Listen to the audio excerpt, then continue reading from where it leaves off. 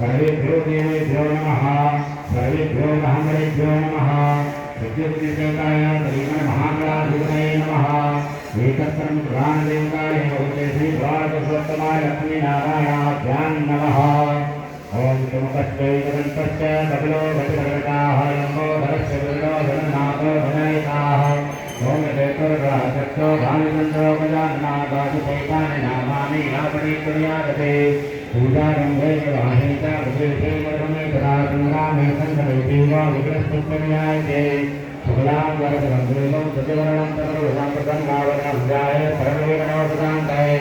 अमें पदार्थ विद्यार्थं भोजनोयाकरैः सर्वविघ्नाशक्तस्मै गणाधिपतये नमः